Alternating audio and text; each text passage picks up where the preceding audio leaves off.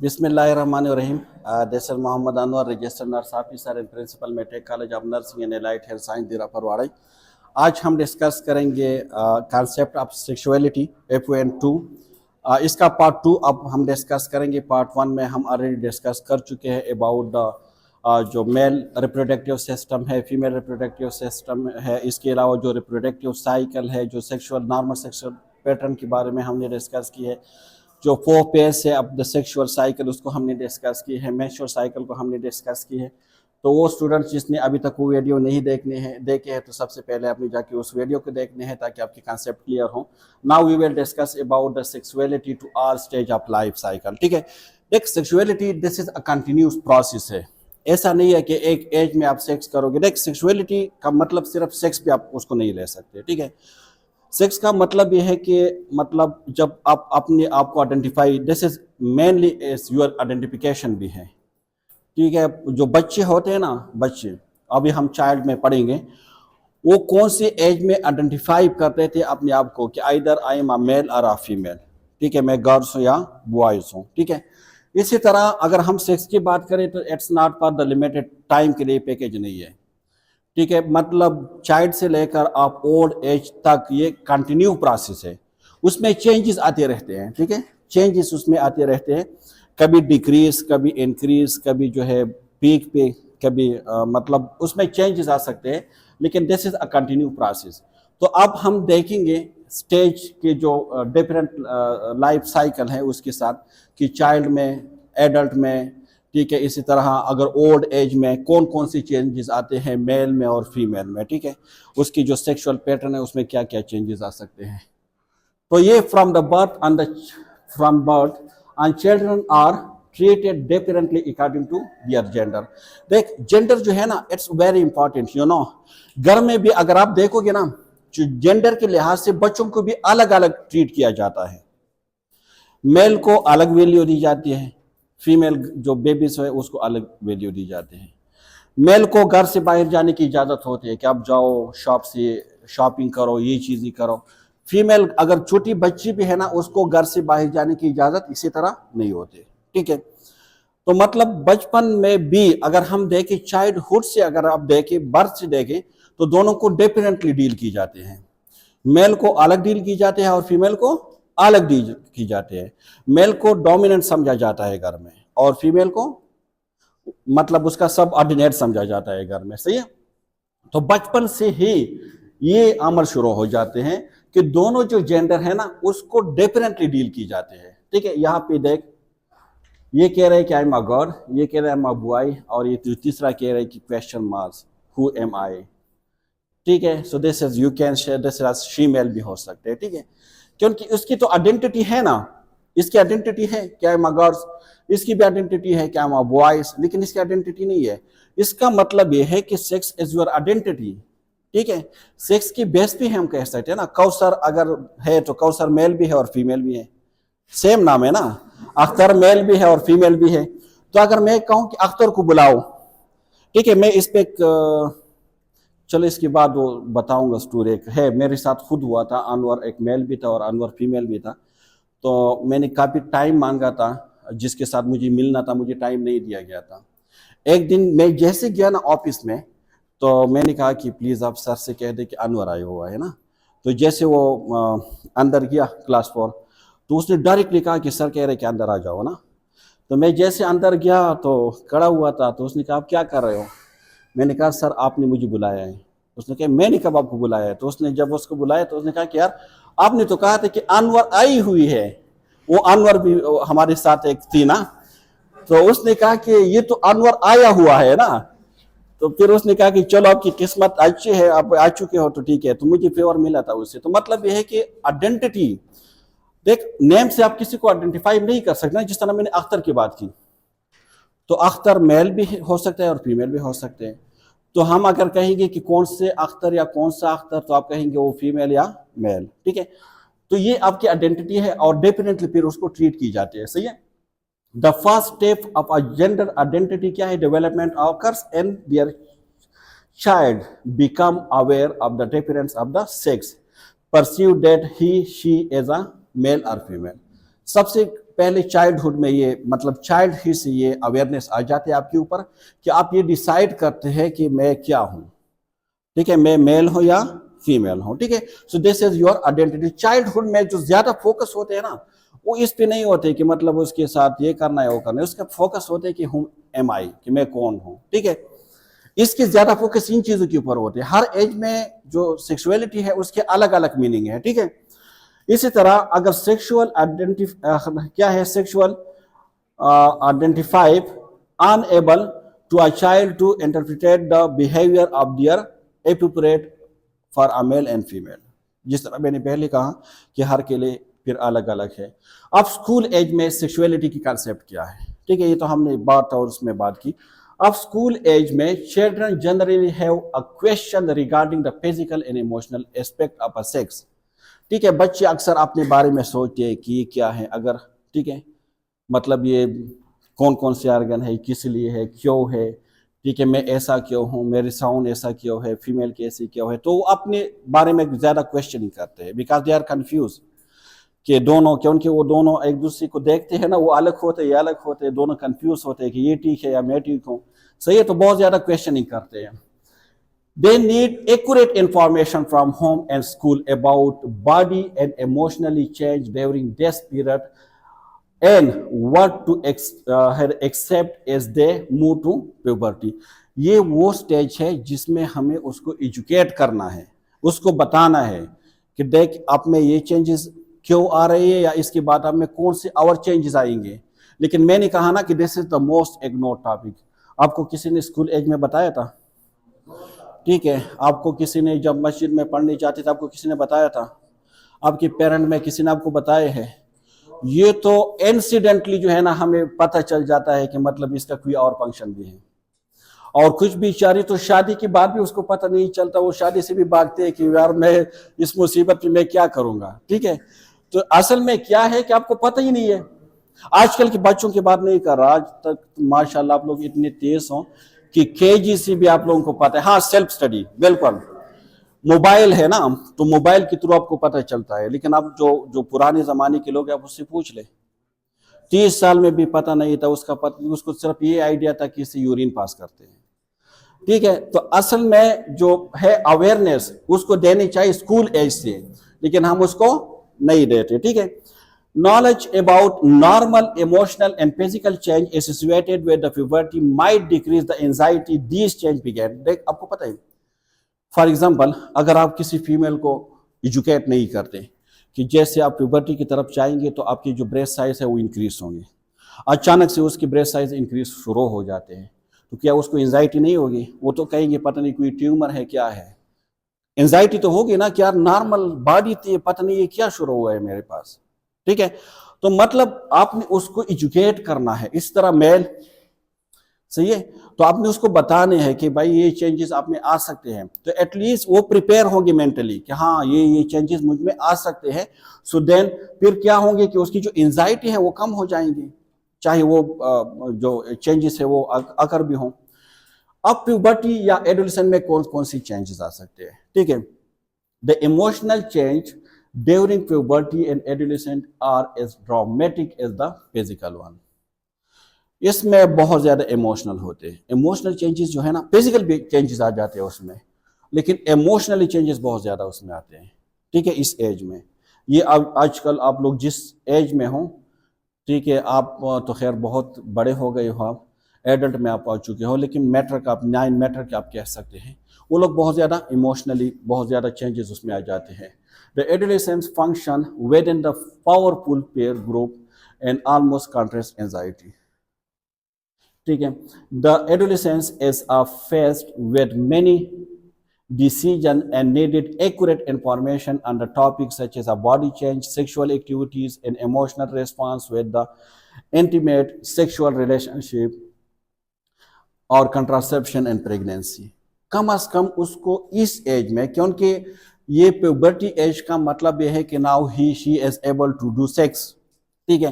तो इसमें एटलीस्ट उसको इस टॉपिक पे इतनी इंफॉर्मेशन तो मिलनी चाहिए ना कि कौन कौन सी चेंजेस आप में आएंगे, ठीक है। इसके अलावा उसको इंटीमेट सेक्सुअल रिलेशनशिप के बारे में पता हो। इंटीमेट क्या है, सेक्सुअल रिलेशनशिप क्या है, प्यार मोहब्बत लवली जो रिलेशनशिप होते हैं, लेकिन intimate relationship this is a legal relationship. क्या? लीगल, जो वाइफ और हस्बैंड के दरमियान होते हैं, ठीक है, प्यार मोहब्बत वाली रिलेशनशिप, सही है। उसका पता हो उसको, मतलब इसका मतलब यह है कि उसको एटलीस्ट इतना पता हो कि आप अगर ये रिलेशनशिप आपने रखना है तो किसके साथ आपने रखना है, ठीक है। तो घर में से ही उसको आपने समझाना है, सही है। इसके अलावा कंट्रासेप्शन एंड प्रेगनेंसी, क्योंकि अक्सर गलती हो जाते हैं, प्रेगनेंसी हो जाते हैं, ठीक है। तो आपको एटलीस्ट उतना आइडिया तो आप फीमेल को भी दे दे कि देख अगर आप ऐसा करोगे, अनप्रोटेक्टेड सेक्स करोगे, so you may be pregnant. आप फीमेल को भी और मेल को भी समझाए, और कंट्रासेप्शन के बारे में कौन से ऐसी मेथड है जिससे आप अवॉइड कर सकते हैं प्रेगनेंसी को, सही है। तो इन चीज़ों के बारे में उसको बता देनी चाहिए, लेकिन मैंने पहले बता दिया कि this is the most ignore topic of young adulthood, this is the most जिस तरह क्लाइमेक्स की हमने बात की थी, so this is also a climax for the this type of relationship. The adult has gained physical maturation but in continuing explore to the define emotional maturations in the relationship. Physically ये बिल्कुल mature हो जाते हैं young adulthood में, बिल्कुल physically, मतलब जितनी changes है वो कंप्लीट हो जाते हैं, मेच्योर हो जाते हैं, लेकिन स्टिल इमोशनली उसमें चेंजेस आते रहते हैं, ठीक है। इसके अलावा as a sexual activity adult develop intimate relationship, they need to learn technique of stimulations that satisfying the both themselves and their sexual partner.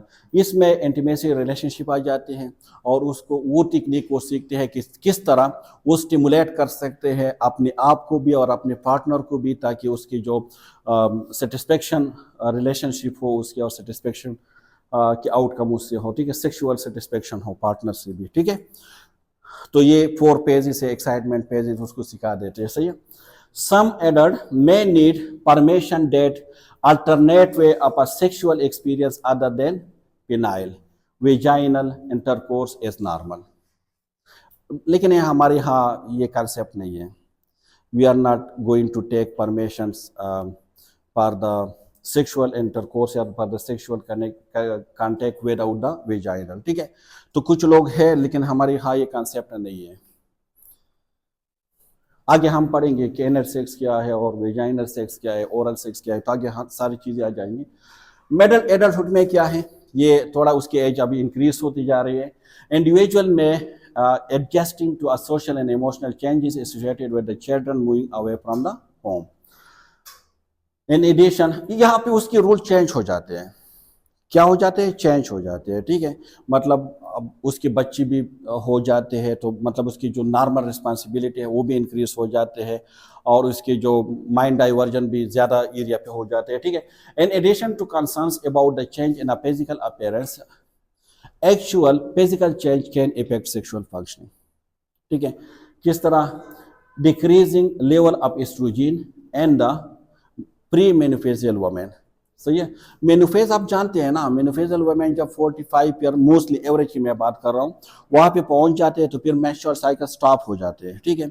और तो इसमें एस्ट्रोजन की जो लेवल है वो कम हो जाते हैं। जब एस्ट्रोजन के लेवल कम हो जाते हैं, एस्ट्रोजन का काम क्या था, जो सेकेंडरी सेक्सुअल कैरेक्टरिस्टिक था, तो वो सारे अब वापस डिक्रीज होते जाएंगे। मतलब अगर यूट्रस है उसके साइज कम होते जाएंगे, अगर वेजाइना है तो उसमें इलास्टिसिटी जो है ख़त्म हो जाएंगे, ठीक है। उसमें जो लुब्रिकेंट होते थे वो ख़त्म हो जाएंगे, ड्राई होंगे, डिस्मेनोरिया होगा, वो पेनफुल इंटरकोर्स होगा, अगर वो सेक्स करेंगे तो पेनफुल इंटरकोर्स होंगे। तो ये सारी चीज़ें फिर उसमें आ जाते हैं, आगे हम डिस्कस करेंगे, ठीक है। तो इसमें यही है कि एस्ट्रोजन लेवल जब कम हो जाते हैं मे लीड टू क्या, डेस्मेस वेजाइनल लुब्रिकेशन, ठीक है, जो नॉर्मली लुब्रिकेंट होते हैं ना वेजाइना, एंड वेजाइनल इलास्टिसिटी ये भी डिक्रीज हो जाते हैं। Both of these changes may lead to dyspareunia, means difficult या occurrence of pain during the intercourse, सही है। इंटरकोर्स क्या है आगे हम डिस्कस करेंगे। Decrease level of the estrogen can also decrease the desire of sexual activities. जब, क्योंकि ये सेकेंडरी सेक्सुअल कैरेक्टरिस्टिक्स है, तो एस्ट्रोजन कम होगी तो डिजायर भी कम होगी, उसको हम क्या कहते हैं, लिबिडो, मतलब उसकी डिजायर ही नहीं होती सेक्स के लिए, सही है। अच्छा, आप ऑल्डर एडल्टहुड में क्या होता है, ये कह रहे हैं कि studies of the sexual behaviour and interest of these behaviour among other adult have been limited and inconsistent and their finding. इसमें जो सेक्सुअल वो होते हैं क्या हो जाते हैं, लिमिटेड हो जाते हैं, मतलब इतने वो result of the social and culture and psychological factor rather than the biological and physical factor। Mostly क्यों होते हैं, मोस्टली जो है या तो कल्चर या साइकोलॉजिकल फैक्टर की वजह से, नॉट बायोलॉजिकल फैक्टर की वजह से, सही है। Factor that determine the sexual activity include the present health status, past and present life satisfaction and status of the intimate relationship. देख कौन से फैक्टर है जो डिटरमाइन करते हैं सेक्सुअल एक्टिविटीज को। प्रेजेंट हेल्थ स्टेटस, अगर आप बीमार हैं, ठीक है, आपको बहुत सीवियर हेडेक है या आपको कोई और डिजीज है, तो क्या आप कर सकोगे, ऑटोमेटिकली नो, ठीक है। तो आपकी फिजिकल हेल्थ स्टेटस क्या है, आप कार्डिक की मरीज हो, आप हाइपरटेंसिव हो, आप डायबिटीज हो। देख डायबिटीज मेल के लिए बहुत ज़्यादा खतरनाक है क्योंकि उसमें एम्पुटेशन होते हैं। फीमेल के लिए डायबिटीज इतनी खतरनाक नहीं है अगर हम सेक्सुअल पॉइंट ऑफ व्यू से बात करें, बाकी तो दोनों के लिए इट्स वेरी डेंजरस, लेकिन जो मेल है उसमें इम्पोटेंसी काज करते हैं, ठीक है, क्योंकि उसमें नरफेते हो जाते हैं, तो मतलब जो मेल की एरेक्शन फिर प्रॉब्लम हो जाती है उसको, तो इट्स वेरी डेंजरस। तो डिजीज आपके हेल्थ स्टेटस उस पर इफेक्ट करते हैं। Fast and present life satisfaction ये भी डिपेंड है उस पर, ठीक है। और इंटीमेट रिलेशनशिप, आपकी जिसके साथ मतलब लीगल रिलेशनशिप है, आइदर यू लाइक हर और नॉट, ठीक है। अगर डिसलाइक है तो देन ऑटोमेटिकली आप सिर्फ अपनी ड्यूटी परफॉर्म करोगे। For example any elder womens और वेडोज और डाइवर्स जितनी भी हैं and lack of available sexual partner, अगर कोई ऐसी वुमेन है जो या उसके हस्बैंड मर चुका है या ऑलरेडी वो तलाक याफ्ता है, ठीक है, तो उसको कोई पार्टनर अवेलेबल ही नहीं है ना। जब नहीं है तो ways probably account for their decline in sexual activities, ठीक है। अगर आपको नहीं मिल रहा ना तो ऑटोमेटिकली आपकी इतनी ख्वाहिश नहीं होगी, मिलेंगे तो फिर पता चलेगा, सही है। हाँ, अच्छा, रिप्रोडक्टिव सिस्टम फीमेल में कौन सी चेंजेस आते हैं रिप्रोडक्टिव सिस्टम में, ऑलरेडी हम डिस्कस कर चुके हैं जो पिछली साइड है। एक तो यह है कि एस्ट्रोजन प्रोडक्शन क्या हो जाते हैं, डिक्रीज हो जाते हैं जैसे मेनोफेज पीरियड शुरू हो जाते हैं। दूसरा, ओवरीज, यूट्रस, सर्विक्स इसके साइज डिक्रीज हो जाते हैं। वेजाइना शॉर्टन हो जाते हैं, नेरो हो जाते हैं, बिकम लेस इलास्टिक हो जाते हैं, और वेजाइनल लाइनिंग जो है वो बिल्कुल तैन हो जाते हैं, ठीक है। सपोर्टिंग जितने भी मतलब मस्कुलर वो है द रिप्रोडक्टिव ऑर्गन वीक हो जाते हैं, increasing the rest of the uterine prolapse, ठीक है, इसके जो ज़्यादा हो जाते हैं फिर रेस्ट। ब्रेस्ट टिश्यू बिल्कुल ख़त्म हो जाते हैं। तो अगर आपने ओल्ड 80 ईयर के फीमेल के अगर आप ब्रेस्ट देखोगे तो मतलब फिर आपको पता चल जाएगा। लिबिडो बहुत आमन है, libido means when lack of desire for the sexual intercourse, sexual activity, सही है। ये फीमेल में चेंजेस आते हैं। अब मेल में कौन सी चेंजेस आते हैं रिप्रोडक्टिव में, टेस्टोस्टेरोन प्रोडक्शन डिक्रीज हो जाते हैं, resulting decrease the size of the testicular. इसके अलावा एम्पोटेंसी में आकर, एम्पोटेंसी मीन एरेक्शन जब नहीं होता, ठीक है। Although more time is required to obtain the erections in the older men, often find in medication, ठीक है। एरेक्शन में बहुत ज़्यादा टाइम लेते हैं, ठीक है। एक्साइटमेंट फेज में आने के लिए बहुत टाइम रिक्वायर होते हैं। हाँ, कुछ मेडिकेशन है जो उसको इम्प्रूव कर सकते हैं। प्रोस्टेट ग्लैंड्स में एनलार्ज, प्रोस्टेट ग्लैंड क्या हो जाते हैं, BPH, benign prostate hypertrophy. Libido, libido means जिस तरह मैंने आपको कहा कि lack of desire, sexual desire उसमें कम हो जाते हैं। स्पर्म काउंट जो है वो डिक्रीज हो जाते हैं, इसकी जो वेस्कोसिटी है वो डिक्रीज हो जाते हैं, ठीक है। क्लियर। अच्छा, अब कौन से ऐसे फैक्टर हैं जो सेक्सुअल रिलेशनशिप या जो सेक्सुअल सेटिस्फेक्शन या फंक्शन पे करते हैं इफेक्ट, कौन से हैं, इसको देखने की ज़रूरत नहीं है। आप बता दें कौन से ऐसे फैक्टर है जो आप आसिम जो आपके सेक्सुअल उस पे इफेक्ट करते हैं। क्या है, रिलीजन है, कल्चर है, एनवायरनमेंट है, ठीक है, अगर क्लास में मैं आपको कहूँ आप कर सकोगे? प्राइवेसी चाहिए उसके लिए, एक अलग एनवायरनमेंट चाहिए उसके लिए, और अवेलेबिलिटी है। ठीक है, सबसे नेक इंसान कौन है? जिसको चांस नहीं मिलता। ठीक है, सो अवेलेबिलिटी है, और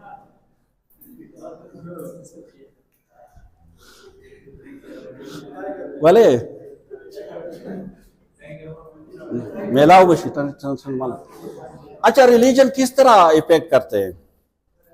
देख, रिलीजन इस तरह इफेक्ट करते हैं ना, एक तो आप देखें कुछ रिलीजन ऐसे है ना, फॉर एग्जांपल अगर हम मुस्लिम की बात करें तो उसमें कितने पार्टनर की इजाजत है मेल को? 4। ऑटोमेटिकली उस पर इफेक्ट होगी उसका। ठीक है, अगर हम मतलब नॉन मुस्लिम की बात करें तो उसमें एक्साइटमेंट पेज बहुत ज्यादा होंगे, क्योंकि उसकी ड्रेस आप देख ले, उसकी पोजीशन आप देख ले। ठीक है, ओपनली करते हैं सब कुछ, सही है। लेकिन अगर हम मुस्लिम की बात करें तो एक रूम के अंदर 20 पर्दे, 20 के अंदर जो है फिर लाइटिंग ऑफ, वो सारी चीजें, तो मतलब ऑटोमेटिकली इन्फ्लुएंस करेंगे आपके एक्टिविटीज के ऊपर, सही है। सो religion influence the sexual expressions, it provide guideline for the sexual behaviour and acceptance circumstances for the behavior as well as the prohibited sexual behavior, सही है। सेक्सुअलिटी नहीं, रियल ऐसा है, आपको पता है, जब आप शादी करोगे आपको पता चल जाएगा। 1 महीना आप अपने घर में चोरों की तरह आओगे आधी रात और चोरों की तरह भागोगे, कोई मुझे देख न ले। ठीक है, जैसे आप किसी पराये लड़की के पीछे भाग रहे हो। ठीक है, ये क्या है कि सेक्सुअलिटी क्या है? Regulates by the individuals religion. For example, Muslim can have more then 1 wife. ठीक है, ऑटोमेटिकली। इसके अलावा मेडिकेशन भी है, मेडिकेशन की वजह से भी मतलब ये कुछ फैक्टर है जो इफेक्ट करते हैं सेक्सुअल। कौन सी medicine? Anti hypertensive, beta blocker mostly, इसके अलावा एंटीसाइकोटिक और एंटी डिप्रेशन। आपको पता है जिस इंडिविजुअल को एजुकेशन की प्रॉब्लम, ठीक है, एजुकेशन में जैसे वाइफ से मिलते हैं बस डिस्चार्ज, ठीक है, उसमें एंटीसाइकोटिक और एंटी डिप्रेशन का बहुत ज़बरदस्त रोल है। ये इसके साइड इफेक्ट है कि वो डिले करते हैं एजुकेशन को। ठीक है, लेकिन कभी कभार इतनी डिले करते हैं कि 8 से 8 जो है ना फिर नहीं हो सकते एजुकेशन। फिर क्या है? प्रीवियस एक्सपीरियंस, ये बहुत ज़्यादा इंपॉर्टेंट है। प्रीवियस एक्सपीरियंस, अगर आपके साथ किसी ने धोखे से आपके साथ किसी ने सेक्स किया हो, आप हर इंसान को उस नज़र से देखोगे। अगर किसी ने आपके रेप किया हो, ज़बरदस्त से आपके साथ सेक्स किया हो, ऑटोमेटिकली फिर आप नफरत हो जाएगी आपको इससे। ठीक है, तो प्रीवियस एक्सपीरियंस नहीं है, ये बहुत ज़्यादा मैटर करते हैं उसके ऊपर। ठीक है, for example history of sexual abuse. Sexual abuse मतलब यह है कि ज़बरदस्ती आपको कोई या धोखे के थ्रू आपको कोई यूज़ करे, सही है। अच्छा, पर्सनल फैक्टर भी बहुत मैटर करते हैं। For example self concept. देख, सेल्फ कॉन्सेप्ट, जो लो सेल्फ कॉन्सेप्ट वाले लोग होते हैं ना, वो नेगेटिव उस पर इफेक्ट होते हैं। फॉर एग्जांपल, यार मुझे तो कोई लेफ्ट ही नहीं देता, ठीक है, पता नहीं बस, ठीक है, अपने बारे में अजीब कॉन्सेप्ट होते हैं ना। लोग घर में शादी की बात करते हैं, आप भागते हैं जैसे आप फीमेल हो। ठीक है, तो मतलब यह है कि आपके अपने बारे में क्या कॉन्सेप्ट है। Self concept is each and everything. मैंने ऐसे लोगों को देखे हैं ना जो बिल्कुल फिट है फिजिकली सेक्सुअली, लेकिन उसने कॉन्सेप्ट ऐसा बनाया हुआ है कि नहीं, मैं ये काम नहीं कर सकता, ठीक, ये गलत काम तो मैं जिंदगी में करूंगा नहीं, सही है। फिर क्या है? हेल्थ स्टेटस फैक्टर है। हेल्थ स्टेटस, अगर आपकी हेल्थ, जिस तरह मैंने डायबिटीज की बात की, डायबिटीज में ऑटोमेटिकली आपकी जो सेक्सुअल एक्टिविटीज है वो डिक्रीज हो जाते हैं। ठीक है, आपकी हेल्थ स्टेटस क्या है?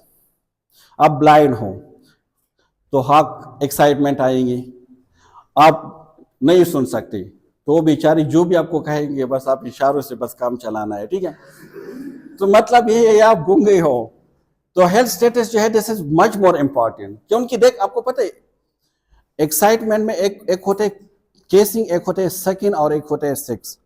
ये तीनों अलग अलग चीज है। ठीक है, सेक्स का इतना रूल नहीं है।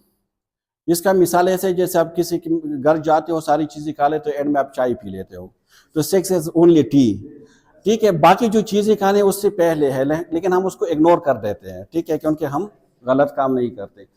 अच्छा, healthy minds, bodies and emotion are necessary for the sexual wellbeing. Many health factor influence the person expression of the sexuality. अच्छा, एनवायरमेंट, जिस तरह मैंने पहले कहा ना, एनवायरमेंट में क्या है, lake of proper place and privacy. कभी कभार चांस मिल भी जाते हैं, लेकिन प्रॉपर प्लेस और प्राइवेसी की वजह से, ठीक है। और आपको पता है कि जो मेस्लो ने थ्योरी दिया था ना, जो मेस्लो ने नीड हायरार्की की थ्योरी दिया था, उसमें उसने क्या कहा था, उसने कहा था कि सबसे पहले कौन सी नीड होनी चाहिए, फिजियोलॉजिकल नीड। फिजियोलॉजिकल नीड में क्या है, वाटर है, फूड है, एयर है, ये मिलनी चाहिए ना। मैं इसके एग्जांपल दे देता हूं। चलो, आप जो है, आपको बहुत ज्यादा प्यास लगे, इतने ज्यादा प्यास आपको लगे कि प्यास की वजह से आप मर रहे हो, और मैं आपको कह रहा हूँ कि यार इदरीस एक लड़की आई हुई है, बहुत जबरदस्त चीज है ये वो, आप कहोगे यार उसको गोली मारो, मुझे पानी दे दो, मैं मर रहा हूँ। उस टाइम आपकी इंटेंशन क्या होगी, लव होगी या पानी होगी? पानी होगी ना। जब आपको पानी मिल जाए ना, इसके बाद आपकी नेक्स्ट क्या होगी, कि आपके अपना घर हो, अपनी रूम हो, क्योंकि अगर आपके पास, फिर भी मैं कहता हूं कि आपके लिए मैं शादी कर रहा हूं, मैं गलत रिलेशन की बात नहीं कर रहा, ठीक है, मैं कह रहा हूं कि आपकी, तो आप कहेंगे शादी करोगे तो कहाँ पे उसको मैं पालूंगा, मतलब कहाँ पे? तो आपकी अटेंशन क्या है, लड़की नहीं है, घर है। जब आपको फूड भी मिल जाए, घर भी मिल जाए, तब आप सोचते यार इतना बड़ा घर है, अकेले में क्या करूंगा, कुछ होनी, कोई होनी चाहिए, ठीक है। तो फिर इसके बाद आप लव एंड बिलोंगिंग पे जाते हैं, लड़की। फिर इसके बाद आप कहते हैं यार चलो ये भी है, मैं भी हूं, लेकिन बोरिंग हो रहे एक दूसरे को देखकर, कोई और भी तीसरा बंदा चाहिए। तो फिर आप बच्चों की तरफ सोचते हैं, ठीक है।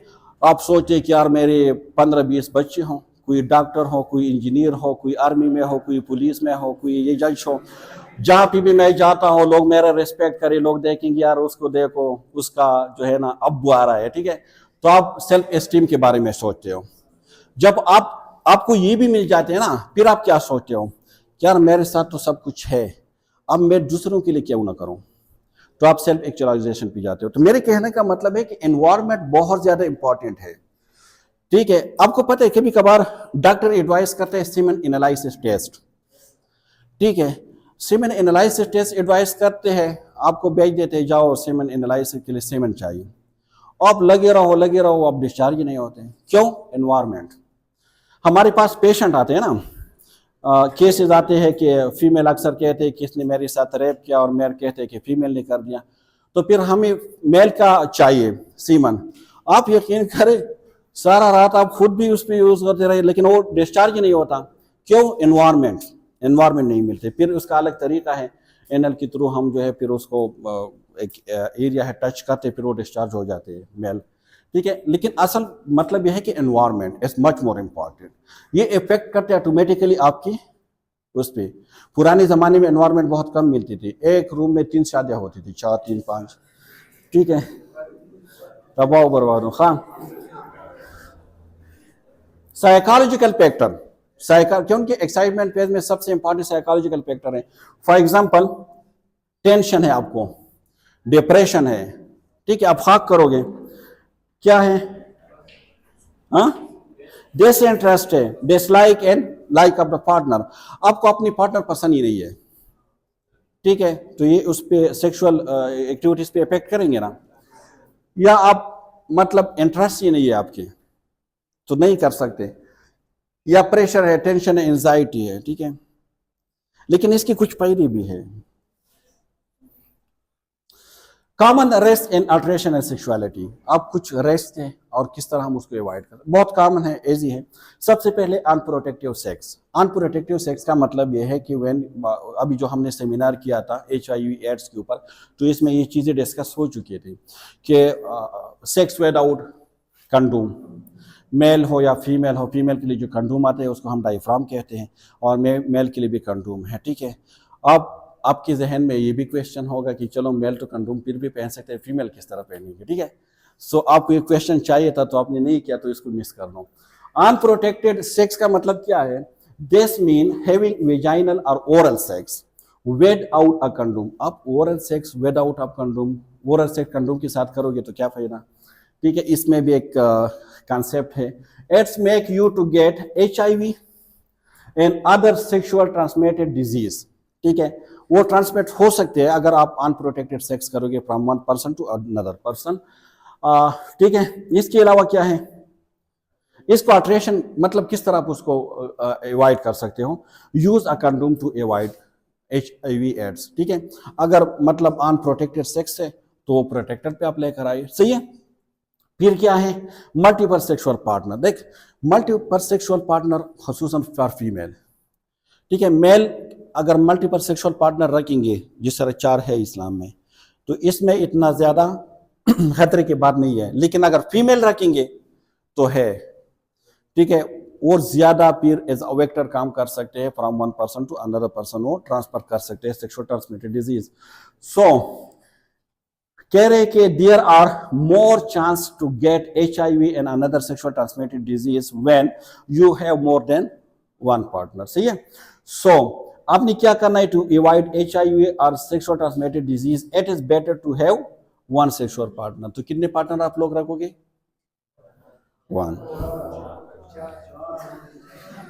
अच्छा, एनल सेक्स ये हमारे यहाँ इसकी इतना कंसेप्ट नहीं है, लेकिन है कुछ गाइस होते हैं, कुछ फीमेल में भी ऐसी फीमेल हैं। ठीक है, आजकल तो ये बहुत ज्यादा है, लेस्बियन। ठीक है, जो फीमेल के साथ सेक्स करते हैं उसको लेस्बियन कहते हैं, और जब मेल के साथ सेक्स करते हैं उसको गैस कहते हैं। ठीक है, गैस ये कंसेप्ट, गैस का कंसेप्ट पहले बहुत ज्यादा था, अब कम हो गया है। लेस्बियन का कंसेप्ट हमारे यहाँ बहुत कम था, अब बहुत ज्यादा हो गया है। खसूसन जो जितने भी हॉस्टल है मोस्टली उसमें ये कंसेप्ट आजकल बहुत ज्यादा डेवलप हो रहे हैं। ठीक है, तो इट इज द मोस्ट सबसे ज्यादा अगर रेस की हम बात करें ना सेक्सुअल की, तो वो क्या है, बोथ मेन एंड वुमेन के लिए this is the anal sex है। ठीक है, अल्टरेशन क्या है, यूज प्लेंटी या जितने भी लुब्रिकेंट है to reduce the risk for the tissue tears को प्रिवेंट करने के लिए अपने लुब्रिकेंट। लेकिन ये हमारे लिए नहीं है, हमारे लिए तो ये है कि आप कर ही नहीं सकते। ठीक है, आप अपने वाइफ के साथ एनल सेक्स कर ही नहीं सकते इस्लाम में, करोगे सो देन तलाक आप तो हो जाओगे अब। ठीक है, फिर आपने उसके साथ मतलब बहुत स्ट्रिक्टनेस है उसके ऊपर कि मतलब आपकी जो निकाह है वो टूट जाते हैं इससे, आप अपने वाइफ से नहीं कर सकते एनल सेक्स। ठीक है, लेकिन यहाँ पे जो दिया है ना आपको कि मतलब आप लुब्रिकेंट यूज करें, ये करें, ये आपको नहीं बता रहे। दिस इज क्योंकि नर्सिंग तो मुस्लिम के लिए सिर्फ नहीं है ना, this is for the non Muslim, सही है। तो आप ऐसा नहीं है कि आप कहेंगे कि सर ने तो मुझे कहा लुब्रिकेंट यूज करो, जो करना है करो, नहीं करना है। मेल के लिए बिल्कुल है नहीं, इस्लाम में मुस्लिम के लिए पॉसिबल ही नहीं है, सही है। अच्छा, early age sex, early age sex में क्या होता है कि ये starting sexual activity at young age is also respected mostly किस चीज के लिए, जो हर्पस जो जेनिटल हर्पस है, जो वायरल इन्फेक्शन है, ये बहुत ज्यादा कॉमनली फिर उसको होते हैं। अर्ली एज मैरिज को आपने अवॉइड करना है। ठीक है, फिर क्या है, इंजेक्टेड ड्रग्स, मतलब having sex with a partner who injected drug which are is greater risk for the sexual. अगर कोई इंजेक्टेबल ड्रग ले रही है तो इसका मतलब क्या है कि उसको ज्यादा चांसेस है कि उसको हेपेटाइटिस हो, उसको एड्स हो, उसको HIV हो, क्योंकि जितने भी इंजेक्टेबल एडिक्टर होते हैं ना, वो एक दूसरे की सिरिंज को बार बार यूज करते हैं। तो इसकी चांसेस, अगर आप उसके साथ सेक्स करोगे तो ऑटोमेटिकली वो जो डिजीज है वो आपको भी लग सकते हैं, तो आपने उसके साथ सेक्स नहीं करने हैं। ठीक है, लेकिन ऐसा ना हो कि वो ट्रामाल या टोराडाल या प्रोवास लगा दे और फिर भी आप अवॉइड करें कि नहीं ये इंजेक्टेबल ड्रग रह रही है, आज नहीं करने हैं। ठीक है, तो आपने उसको अवॉइड करने हैं, क्लियर। अच्छा, सेक्सुअल कॉन्टेक्ट या इंटरकोर्स क्या है, सही है। सो सेक्सुअल कॉन्टेक्ट या इंटरकोर्स को कोआइटस भी कहते हैं या कपलेशन भी कहते हैं। कपलेशन क्योंकि दो कपल आपस में मिल जाते हैं तो इसको कपलेशन कहते हैं। Is principally the insertions of the penis into the vagina for sexual pleasure and reproduction are both. मैंने आपको कहा कि इंटरकोर्स की दो मेन पर्पस है, सेक्सुअल प्लेजर और रिप्रोडक्शन। कुछ लोग सिर्फ सेक्सुअल प्लेजर के लिए करते हैं, आप जैसे लोग, कुछ लोग जो है रिप्रोडक्शन के लिए करते हैं, और कुछ लोग फॉर द बोथ, सही है। मैरिड के बाद for the both, before married for sexual pleasure से।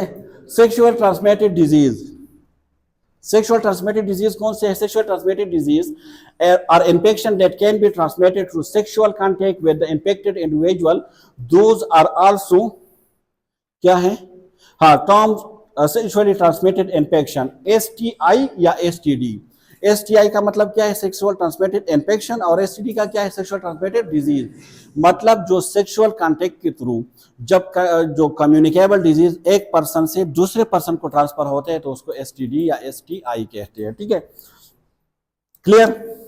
इसमें क्या है कि can be transmitted during the vaginal और other type of sexual intercourse including oral anal sex. ठीक है, मतलब सेक्स के दौरान अगर आपको ट्रांसफर होते हैं, चाहे वो एनल सेक्स है, वेजाइनल सेक्स है या ओरल सेक्स है, तो उसको सेक्स के दौरान चाहे वो ओरल हो, एनल हो या वेजाइनल हो, उसको कहते हैं sexual transmitted disease.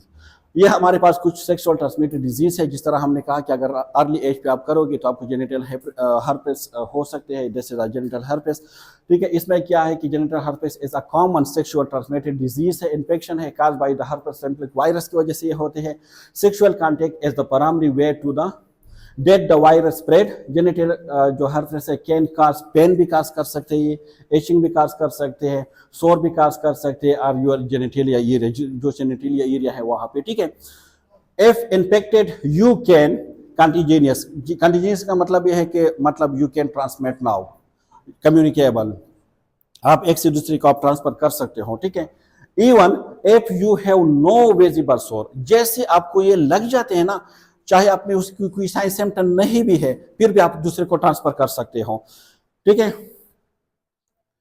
Medication can भी क्या है? हाँ, is symptom and reduce the risk of infection to infecting to other. अगर आप मेडिसिन ले रही है तो एक साइन सिम्टम को डिक्रीज करेंगे, और दूसरा जब मतलब दूसरे को ट्रांसफरिंग की जो चांसेस है उसको रिड्यूस करेंगे। क्लियर?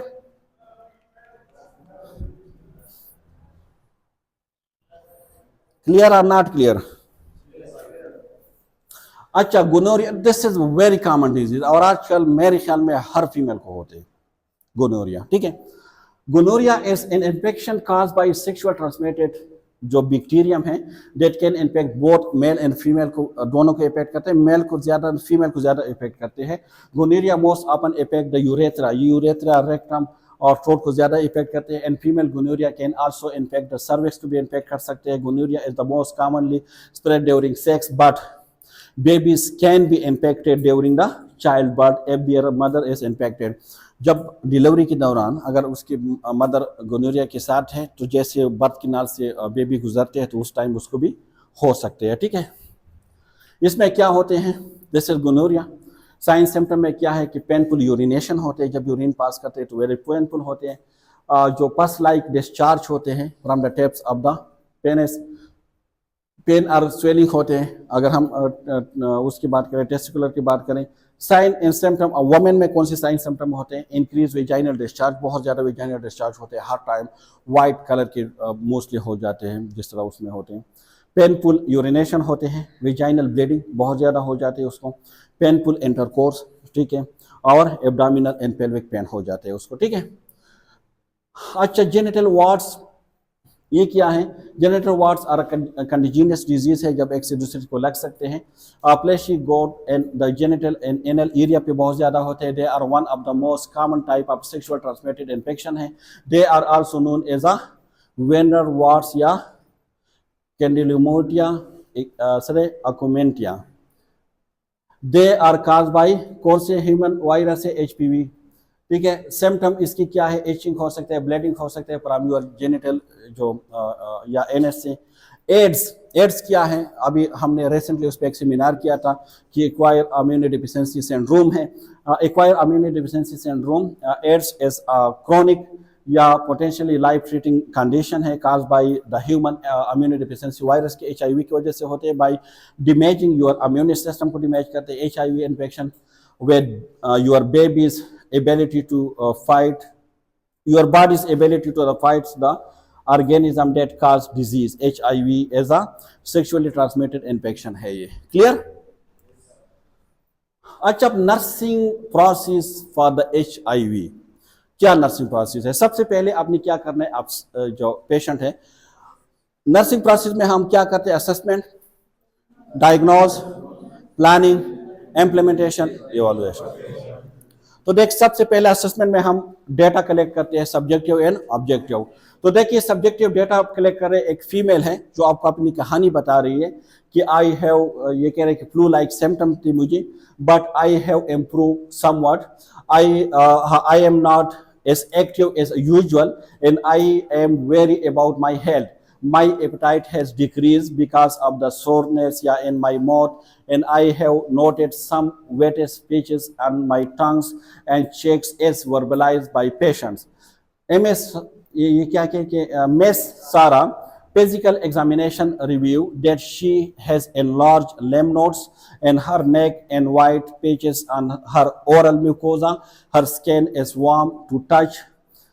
ठीक है। ऑब्जेक्टिव डेटा में क्या है? ऑब्जेक्टिव डेटा हर वाइटल साइन को जब हमने चेक किया, 99.9 उसका फ़ारेनहाइट टेम्परेचर था, 37 सेंटीग्रेड पल्स 84, रेस्पिरेशन 20 और बीपी 120/78। सही है।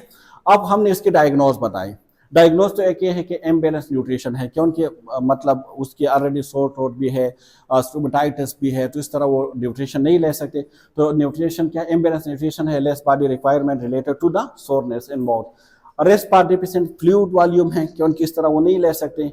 नाज़िया वोमिटिंग है उसको। रेस्ट पार इन्फेक्शन है, ठीक है, क्योंकि इम्यूनिटी सिस्टम कंप्रोमाइज है। Anxiety related to diagnose and fear, उसको एंजाइटी है, तो ये नर्सिंग डायग्नोज है जो आप बना सकते हैं।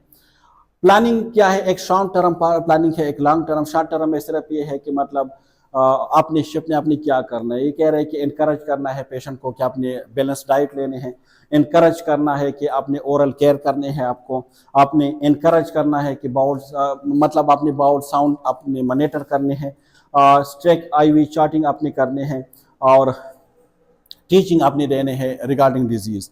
लॉन्ग टर्म गोल में क्या है कि मॉनिटर डेली वेट, आप डेली वेट करोगे उसमें, क्योंकि HIV एड्स में वेट जो है लॉस हो जाते हैं। एंटी आउटपुट को आप मॉनिटर करोगे, फ्लूइड इनटेक को आप इंक्रीज करोगे, ठीक है। और इसके अलावा जो मेस सारा है उसको अपने डिजीज़ के बारे में आपने उसको एजुकेट करना है, और आपने कहे उसको बताना है कि कौन कौन सी चीज़ों से आपने अवॉइड करने हैं, ठीक है। इसके अलावा इम्प्लीमेंटेशन में क्या करना है? आपने ओरल केयर के बारे में आपने प्लानिंग की थी, अब उसको दे दो। आपने एक्सरसाइज के बारे में की थी, अब उसको एक्सरसाइज करवा दो। आपने न्यूट्रिशन के बारे में प्लानिंग की थी, अब उसको बैलेंस न्यूट्रिशन दे दो, ठीक है। जो चीज़ें प्लानिंग आपने की थी यहाँ पे आप उसको इम्प्लीमेंट कर दो। इवैल्यूएशन में आप असेस करो क्या यह बैलेंस न्यूट्रिशन उसको मिला है या नहीं मिला है। मिला है तो उसकी कोई स्टेटस चेंज हुआ है या नहीं, एंजाइटी उसकी रिड्यूस हो चुके हैं या नहीं हो चुकी है, ठीक है। और डिजीज के बारे में अब उसकी कॉन्सेप्ट क्लियर है या नहीं है क्लियर, ठीक है। So it was all about the concept of sexuality. If you have any questions, you can ask me. Thank you so much for listening me and watching me.